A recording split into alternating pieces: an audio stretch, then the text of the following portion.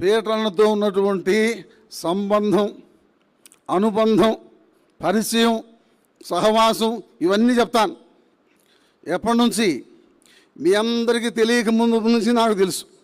అది ఎట్లా తెలిసా మీకంటే, నేను 69లో ఒంగోలు రక్షించబడినాను, 70లో బాప్తిసం తీసుకున్నాను, 71లో సేవకు వచ్చాను, 72లో హెబ్రోన్ వచ్చాను ట్రైనింగ్కి. మరి ఎంతమంది సేవకులు వచ్చారో నాకు తెలియదు, కానీ 72లో వచ్చాను. అక్కడ నుంచి మళ్ళీ ఒంగోలు పంపించాడు భక్సింగ్ గారు. అక్కడ నుంచి పొదిలి 8 సంవత్సరాలు, అక్కడ నుంచి పెళ్ళైన తర్వాత కందుకూరు 5 సంవత్సరాలు, అక్కడ నుంచి మైదుకూరు ట్రాన్స్ఫర్ అయింది, 2 సంవత్సరాలు మైదుకూరులో ఉన్నాను. అప్పుడు బేర్షెబా మందిరానికి మైదుకూరు నుంచి నేను స్పెషల్ స్పీకర్గా పోయేవాడిని. నన్ను రిసీవ్ చేసుకునే వాళ్ళు ఎవరంటే జాషు అన్న, విలియమ్స్ అన్న, జార్జ్ అన్న, పోలీసు జార్జ్ అన్న, తర్వాత బాలరెడ్డి అన్న, తర్వాత పీటర్ అన్న, వీళ్ళందరూ కూడా రిసీవ్ చేసుకునేవాళ్ళు. ఎప్పుడు స్పెషల్ స్పీకర్ కావాలంటే, ఎప్పుడు స్పెషల్ మీటింగ్ కావాలంటే అప్పుడు డైరెక్ట్ మనిషి వచ్చేవాడు. పెద్దలు విలియమ్స్ అన్న వచ్చి, జార్జ్ అన్న వచ్చి, జాషు అన్న వచ్చి పిలిచేవాళ్ళ దగ్గరకు వచ్చి మైదుకూరు వచ్చి తీసుకుపోయేవాళ్ళు. ఆ విధంగా కడపకు బాగా పరిచయమైన నేను. ఆ టైంలోనే మత్తయ్య గారు ట్రైనింగ్లో ఉన్నారు బెర్షెబాలో. ఆ టైంలోనే మత్తయ్య గారికి బాప్తిసం ఇచ్చాను. ఆ టైంలోనే దమ్మలమడుగులో వరప్రసాదరావు గారికి బాప్తిసం ఇచ్చాను, మత్తనపల్లి సేవకుడు. అలాగే పీటన్న వాళ్ళ తమ్ముడు కుమార్తె వైజాగ్లో ఉన్నది, ఆమెకు బాప్తిసం ఇచ్చాను. కనుక ఈ కుటుంబంతో ప్రత్యేకమైనటువంటి కడప బెర్షెబాతో 2 సంవత్సరాలు చక్కని అనుభవం కలిగింది. చాలా ప్రేమతో ఆదరించేవాడు. ఒకసారి జానన్న, నేను ఒంగోలు పోతున్నాను, ఒంగోలు దగ్గర గెద్దలూరు దగ్గర ఒక బిల్డింగ్ ఇన్స్పెక్షన్ చేయాలా, నువ్వు వస్తావా అన్నాడు. సరే వస్తాను, నా ఒంగోలు కదా, వెళ్ళాను, అభిమానం కదా, సరే నేను 12 గంటలకు వస్తాను, నువ్వు రెడీగా ఉన్నాను బస్ స్టాండ్లో అన్నాడు. సరే నేను మధ్యాహ్నం 3 గంటలకు బయలుదేరిన తర్వాత ఆయన జీపులోనే బయలుదేరాం. డ్రైవర్కి చెప్తున్నాడు 60-70 మధ్యలో పోనీ అన్నాడు స్పీడు. ఆ స్పీడ్లో పోతూ ఉన్నారు. ఇక ఆ దారంతటా మాట్లాడుకుంటూ పోతున్నాం, సంతోషంగా పోతున్నాం. ఒంగోలు యెష్కోలు మందిరానికి పోయినాం. యెష్కోలు మందిరంలో అప్పుడు సేవకుడు ఎవరు? దైవ సేవకుడు యోహాన్ గారు. కడప నుంచి వచ్చాడన్నా పీటన్నా, ఆయన ఇంజనీరు, ఆయన ఇట్లా ఇన్స్పెక్షన్కి వచ్చాడని చెప్పి నేను యోహాన్ గారికి పీటర్ను పరిచయం చేశాను. పీటర్ను పరిచయం చేస్తే ఆయన రండి కూర్చోండి అని చెప్పి చాలా మర్యాద ఇచ్చి మర్యాదగా ఆహ్వానించాడు. అయితే ఈ మనుషుడు మాట వింటేనా, ఈ మనుషుడు కూర్చుంటేనా, దాదాపు గంట సేపు యోహాన్ గారి దగ్గర చేతులు కట్టుకుని నిలబడే ఉన్నాడు. అయ్యా, మరి ఆయన నిలబడితే నేను కూడా నిలబడాలి కదా. ఆయన్ని పీటర్ను యోహాన్ గారు కూర్చోబెట్టలేకపోయినాడు. ఎక్కడ? తూల మీద కానీ కుర్చీల మీద కానీ పక్కన.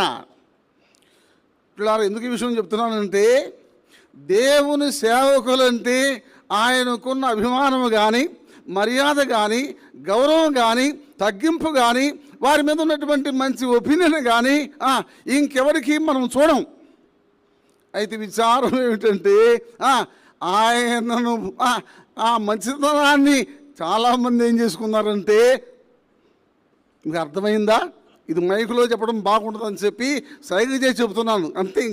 ఇంకా దర్శాలు ఇంకా దాని గురించి ప్రసక్తిలే. సరే, నేను వైజాగ్లో 30 సంవత్సరాలు ఉన్నాను.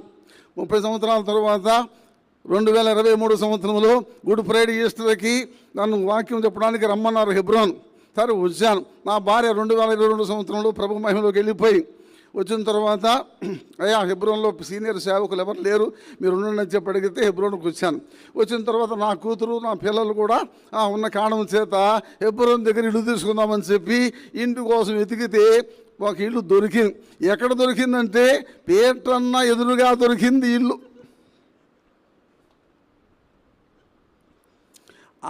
ఆ ఇల్లు 4 నెలల నుంచి ఖాళీగా ఉంది. వాళ్ళు బ్రాహ్మలు. సరే, నేను పరిచయం చేసుకున్నాను ఓనరమ్మతో.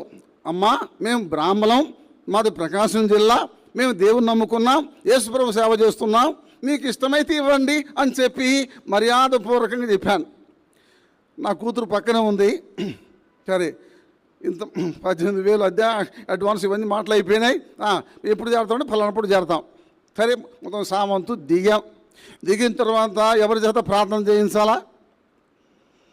ఎదురుగా ఉన్నాడు దైవ సేవకుడు, ఎవరో అనా వచ్చి ప్రార్థన చేయన్నా. ఎప్పుడైతే ఆ ఇంటి కోసం పిలిచి లోపలికి వచ్చానో, జానన్నా ప్రైజ్ లార్డ్ జానన్నా అన్నాడు. పక్కన భార్య ఇంకెవరు ఉన్నారు, వాళ్ళకు నన్ను పరిచయం చేస్తున్నాడు ఆయన. జానన్న నాకు మైదుకూరు నుంచి తెలుసు, మైదుకూరు నుంచి వాక్యం చెప్పడానికి వచ్చేవాడు కడపకి బెర్షబాకి.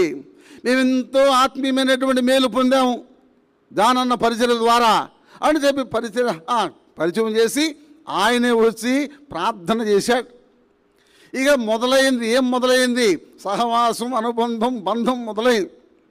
సరే, మా ఇంట్లో ఏదైనా బర్త్డే కానీ ఏదైనా భోజనాలు జరిగితే మొట్టమొదటి క్యారేజ్ ఎక్కడికి పోవాలంటే రాజేశ్వర అక్క దగ్గరికి పోవాలా. బాగుంది కదా? ఈ విధంగా సహవాసం, అనుబంధం, బంధం ఎక్కువైపోయింది. తర్వాత కొన్నిసార్లు సీరియస్ అయిపోయింది, కొన్నిసార్లు బాగలేకుండా అయిపోయినాడు. అప్పుడు కూడా నా కుమార్తె దేవుని దయ వలన ఎన్నోసార్లు బలహీనతలో మరి ఫోన్ చేయటం, తర్వాత ఈ 108కు ఫోన్ చేయటం, తర్వాత డేవిడ్ ప్రభు కుమార్కి ఫోన్ చేయటం, హాస్పిటల్కి ఫోన్ చేయటం, ఇవన్నీ కూడా జరుగుతూ దేవుని దయ వల్ల ఇన్ని రోజులు దేవుడు తన దాసుని యొక్క ఆయుష్ను పొడిగిస్తూ వచ్చినాడు. ఆఖరిని ఒక మాట చెప్పి నేను ముగిస్తాను. ఏమిటా మాట అంటే, తన దగ్గరకు వచ్చేవాళ్ళు ఎవరు? ఆయనకు తెలిసిన వాళ్ళు, ఆయనకు పరిచయం ఉన్నవాళ్ళు. వాళ్ళతో నన్ను గురించి ఒక స్టేట్మెంట్ ఇచ్చాడు ఆయన. ఏమి స్టేట్మెంట్ ఇచ్చాడో తెలుసా? జాగ్రత్తగా ఆలోచించండి. జానన్న is the only man non controversial. అర్థమైందండి? మీకు ఎంతమందికి అర్థమైందో కాలేదో నాకు దాని గురించినటువంటి పట్టింపేమిలే. Is the only man non controversial. దాన్ని బట్టి అర్థమైపోయింది ఒక మాటలో.